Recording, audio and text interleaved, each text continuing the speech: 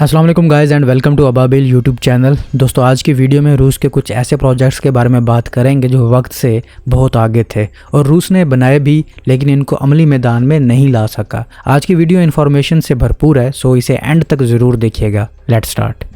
دوستو Soviet Union نے 1980 کی دہائی میں ایک خفیہ خلائی ہتھیار تیار کیا جسے پولیس یا سکف ڈی ایم کہا جاتا تھا۔ اسے امریکی صدر رونالڈ ریگن کے strategic defence initiative SDI programme جو کہ اسٹار وارز کے نام سے مشہور تھا، اس کے جواب میں بنایا گیا تھا۔ SDI کا مقصد خلا میں لیزرز اور دیگر جدید ہتھیاروں کے ذریعے سوویت میزائلوں کو روکنا تھا۔ سوویت یونین نے اس کا مقابلہ کرنے کے لیے پولیس خلائی جہاز تیار کیا جو 1 mega what carbon dye oxide laser سے لیس تھا۔ اس کا بنیادی مقصد امریکی SDI سیٹلائٹس کو تباہ کرنا تھا۔ اسے عوامی طور پر سوویت ڈیتھ سٹار یا سوویت خلائی لیزر کہا گیا کیونکہ یہ science fiction film star wars کے خیالی ہتھیار سے مشابہت رکھتا تھا۔ پولیس خلائی جہاز کو 15 مئی 1987 کو قازقستان کے بیکنور کوسموڈروم کے سائٹ 250 سے انرجیا راکٹ کے ذریعے لانچ کیا گیا۔ یہ انرجیا راکٹ کا پہلا تجرباتی لانچ تھا جو سوویت یونین کا سب سے طاقتور لانچر تھا اور تقریباً 95 ٹن وزن مدار میں لے جا سکتا تھا۔ پولیس کا وزن تقریباً 90,000 کلو گرام تھا۔ اس کی لمبائی 40 میٹر اور ڈایا میٹر 4 میٹر تھا۔ یہ 2 اہم حصوں پر مشتمل تھا: فنکشنل کارگو بلاک اور پرپز فل ماڈیول۔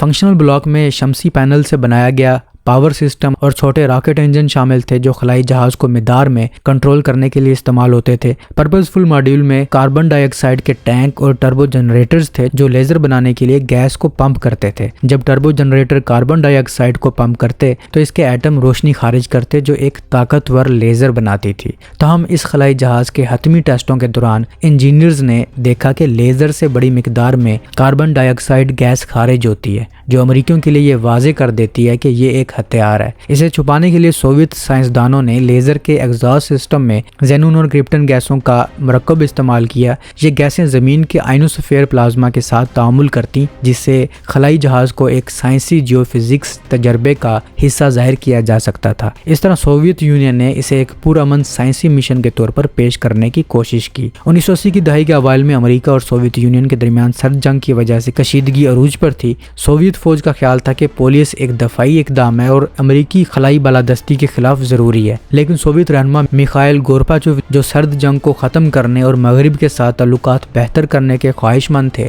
انہوں نے اس خلائی جہاز کے مدار میں ٹیسٹنگ کی واضح طور پر ممانعت کی۔ انہیں ڈر تھا کہ اس سے مغربی ممالک یہ سمجھیں گے کہ سوویت یونین خلا میں ہتھیار بنانے کی کوشش کر رہا ہے جو اس کے پرامن ارادوں کے دعووں کے خلاف ہوگا۔ گورباچوف نے 11 مئی 1987 کو بیکنور کا دورہ کیا اور اس پابندی کا اعلان کیا۔ بدقسمتی سے پولیس خلائی جہاز کامیابی سے مدار میں نہیں پہنچ سکا۔ لانچ کے 568 سیکنڈ بعد ایک تکنیکی خرابی کی وجہ سے خلائی جہاز نے غلط سمت میں گھومنا شروع کیا۔ اس کی وجہ ایک ناقص انرشل گائیڈنس سینسر تھا جو ایک دوسرے خلائی جہاز سے لیا گیا تھا اور مناسب ٹیسٹنگ کے بغیر نصب کیا گیا تھا۔ جب خلائی جہاز نے 180 ڈگری گھومنے کے بعد مزید گھوم کر 360 ڈگری مکمل کیا تو اس کے انجنوں نے مدار میں داخل ہونے کی بجائے اسے زمین پر واپس دھکیل دیا۔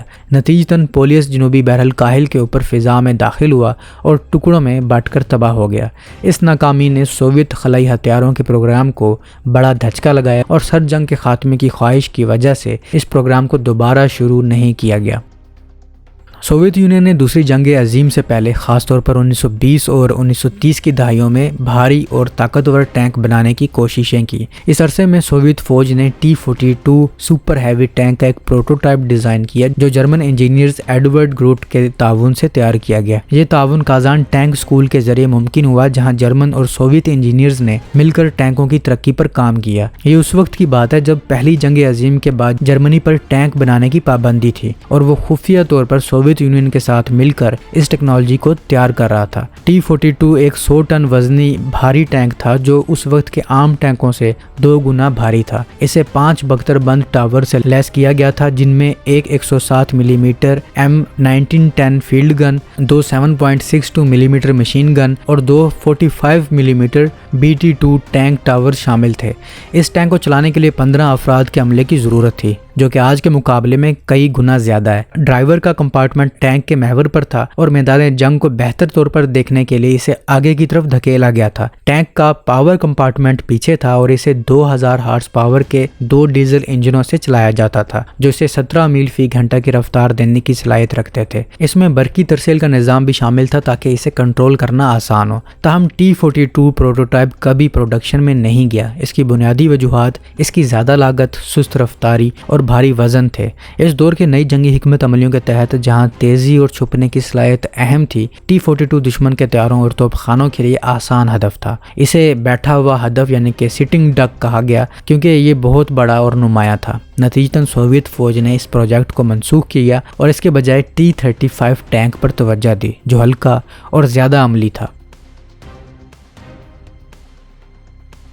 पहली जंग अजीम के बाद तमाम बड़ी ताकतों ने जदीद तैयारों की तैयारी पर तवज्जो दी क्योंकि वो जानते थे कि मुस्तकबिल की जंगों में फ़ज़ाई ताकत अहम किरदार अदा करेगी। सोवियत यूनियन ने भी इस दौड़ में हिस्सा लिया, लेकिन इसने एक मुनफरिद नुक्ता नज़र अपनाया। सोवियत रहनुमा जोसेफ स्टालिन ने टोपोलोव AN-20 त्यारे की तैयारी की मंजूरी दी, जो मैक्सिम गोर्की के नाम से मशहूर हुआ। यह त्यारा अपनी नौयत का सबसे बड़ा जंगी त्यारा था, जिसका पर फैलाव 206 फुट तक था और इसे 8 इंजनों से चलाया जाता था। इसका नाम मशहूर रूसी अदीब मैक्सिम गोर्की के नाम पर रखा गया और इसका बुनियादी मकसद कम्युनिस्ट नज़रियात का परचम बुलंद करना था। यह त्यारा जंगी मकासद के बजाय प्रोपेगेंडा के लिए बनाया गया था। इसे एक बड़ी लाइब्रेरी, प्रिंटिंग का सामान, हज़ारों पम्फलेट छापने के लिए, रेडियो सेट अवाम से बात करने के लिए और एक प्रोजेक्टर से लैस किया गया था जो रात के आसमान पर कम्युनिस्ट पैगामात दिखा सकता था। इसे चलाने के लिए कम अज़ कम 10 अफराद के अमले की ज़रूरत थी और ये 72 मुसाफिरों को ले जा सकता था।